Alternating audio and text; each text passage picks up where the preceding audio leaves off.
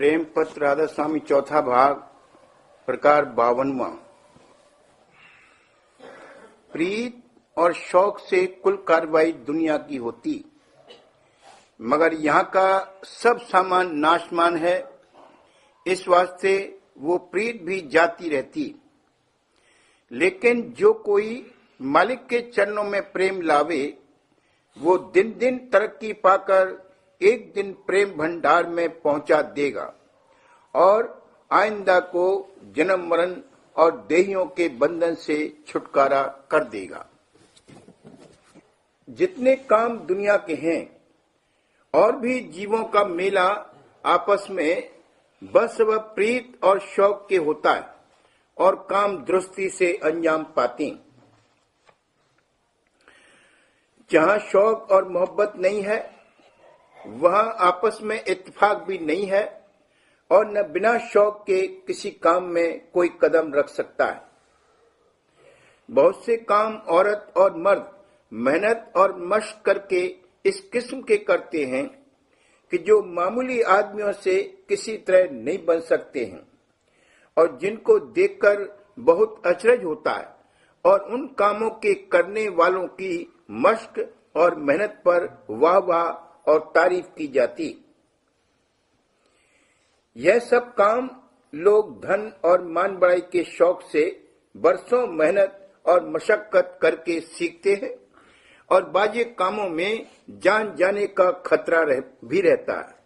फिर भी उनको सीखते हैं और आप करके दिखलाते हैं। यह सब ताकत शौक की है कि मुश्किल और खतरनाक कामों को अंजाम देवे। दूसरे की ताकत नहीं है कि उस काम को दुरुस्ती से कर सके। इन सब कामों का फल और फायदा मुआफिक उन कामों के नाशमान है और जो कोई अरसे तक वो काम कायम भी रहे और उनका फायदा भी जारी रहा, तो भी उस काम का करने वाला आप नहीं ठहर सकता और बाद मरने के उसको कुछ हिस्सा उस फायदे का नहीं पहुंच सकता। लेकिन जो कोई जिस कदर मेहनत और मशक्कत दुनिया के भारी कामों में करते हैं, उसका 10वां हिस्सा भी सच्चे परमार्थ के कामों में करें, तो उसको बहुत भारी फायदा अपने सच्चे मालिक राधा स्वामी दयाल और संत सदगुरु की प्रसन्नता का हासिल हो सकता है कि जिससे उसको गहरा आनंद अंतर में प्राप्त होवेगा और वो आनंद और उसके साथ प्रेम मालिक के चरणों में दिन दिन बढ़ता जावेगा और एक दिन निज धाम में जो महा आनंद और महाप्रेम का भंडार है पहुंचा देगा। यह मेहनत जब बन पड़ेगी कि जब कुल मालिक और उसके धाम की महिमा सुनकर शौक दर्शनों का पैदा होगा और ये महिमा और भेद धाम का संतों के सत्संग में मालूम होवेगा। जो कि परमार्थी कार्रवाई का फायदा बहुत भारी है और वो कार्रवाई सिर्फ नरदेही में बन सकती है। इस वास्ते कुल जीवों को मुनासिब है कि अपने जीव के कल्याण के वास्ते और भी वास्ते प्राप्ति दर्शन कुल मालिक और बड़ाई परमार्थ के पहले खोज संत सदगुरु और उनकी संगत का लगाकर जैसे बने तैसे सत्संग में शामिल होवें और वचन सुनकर और दुनिया और अपनी देह की हालत विचार कर थोड़ा बहुत प्रेम मालिक के दर्शनों का दिल में पैदा करें। संसारी प्रीत दुनिया के बड़े आदमियों में बहुत जल्द लग जाती है, लेकिन उसका फायदा बहुत कम है। यानी सिर्फ मन को एक किस्म का मान इस बात का कि हमारी बहुत से बड़े आदमियों से मुलाकात है प्राप्त होता है, लेकिन संत सदगुरु से बढ़कर दुनिया में कोई नहीं। यानी राजा और महाराजा भी उनके सेवक और दास हैं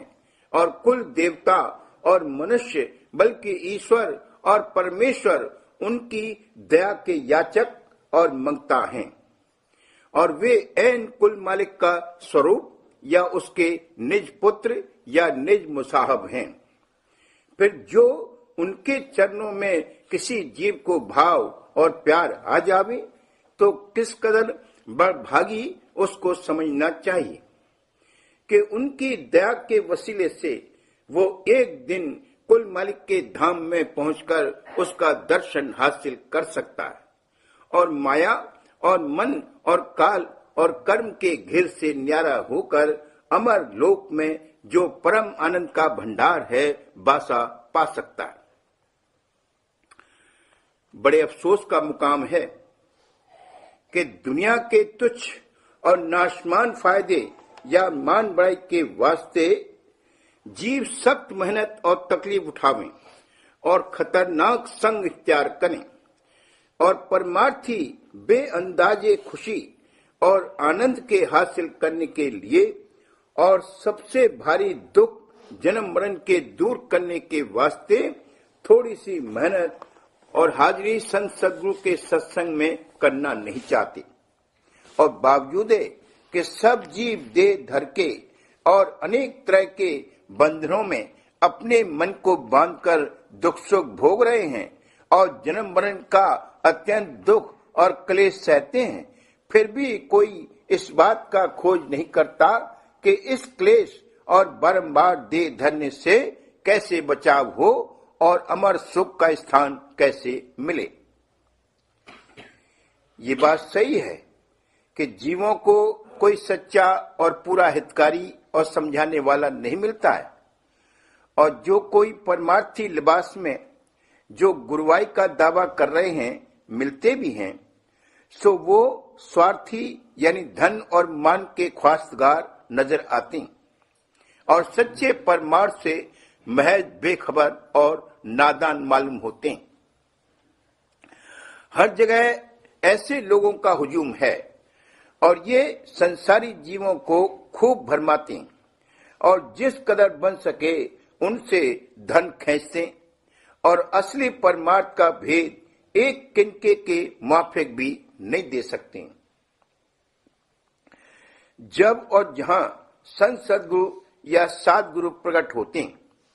उनकी शोहरत भी बहुत दूर तक फैलती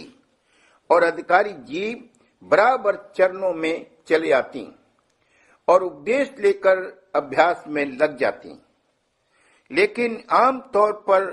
दुनिया के जीव कमोबेश उनके निंदक हो जाते और उनके दर्शन और सत्संग से दूर भागते। इसका सबब सिवाय उन जीवों की भारी अभागता के और क्या कहा जावे। असल में जीव परमार्थ की तरफ से बेपरवाह मालूम होते हैं और हरचंद कुदरत और रचना कुल मालिक की जमीन और आसमान पर रंग बरंग देखते हैं, फिर भी खोज इस बात का कि वो कुल मालिक कैसा है और कहाँ है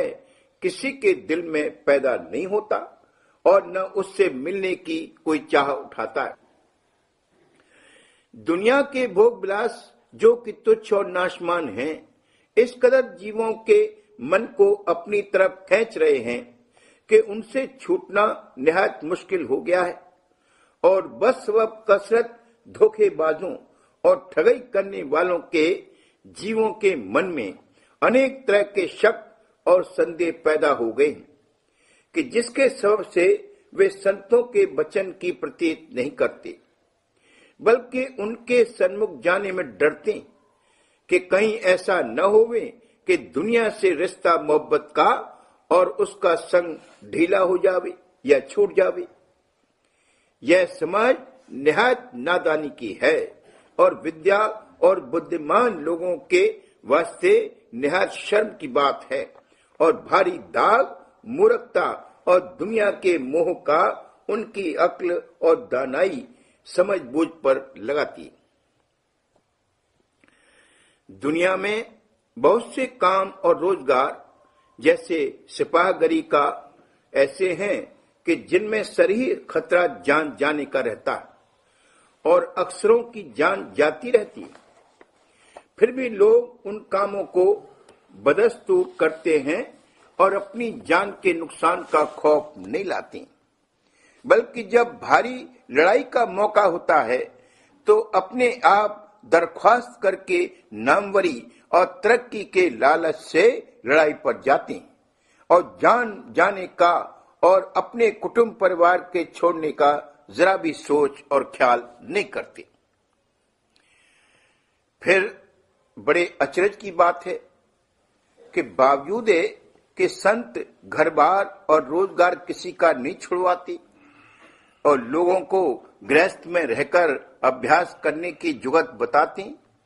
फिर भी लोग खौफ कम हो जाने, मोहब्बत दुनिया और कुटुंब परिवार वगैरह का मन में लाकर और भी प्रसादी लेने से घबराकर सत्संग से दूर रहती और अपने जीव के कल्याण के वास्ते उसमें शामिल होना नहीं चाहते। इससे जाहिर है कि आम तौर पर जीवों को शौक परमार्थ का और फिक्र अपने जीव के कल्याण का और खौफ मौत और दुखों का बहुत कम है और संत और महात्मा और हरेक मत के आचार्य के वचनों का पूरा पूरा यकीन नहीं, या कोई मतलब दुनिया का पेश होवे या जो कोई मतलब दुनिया का पेश होवे या कोई उम्मीद फायदे की मालूम पड़े या खौफ किसी किस्म के नुकसान का पैदा होवे तो कुछ कार्रवाई परमार्थ की जाहिरी तौर पर करते और सिर्फ इस मतलब से कि कुल मालिक प्रसन्न होवे और अपने धाम में वासा देवे और जीव जन्म मरण के चक्कर से छूट जावे, बहुत कम शख्स परमार्थी कार्रवाई करने को तैयार होते हैं। खासकर मुताबिक संत मत के अभ्यास करना, जिसमें प्रेम मालिक के चरणों में पैदा करना और तन मन और इंद्रियों को रोकना और ठहराना पड़ता है, कोई नहीं पसंद करता है। संत मत में प्रसादी की भारी कदर और महिमा है और जब तक कि कोई प्रेम के साथ उसको न मांगे तब तक किसी को दी नहीं जाती और ये चाल कुछ नई नहीं है। सब मतों में और मंदिरों में प्रसाद तकसीम होता है और लोग उसकी बड़ी महिमा समझकर और तबर्रुक जानकर शौक के साथ लेते हैं। जो कोई के प्रसादी से नफरत करता है उसको गौर करना चाहिए कि वो जानवरों की प्रसादी अक्सर खाता है,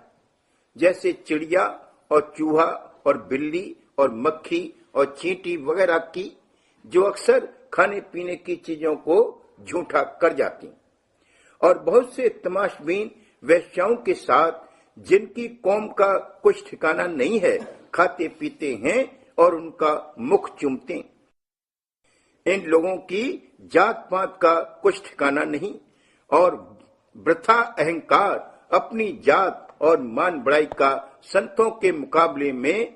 जहां इनको हर तरह से दीनता करनी मुनासिब है, करते हैं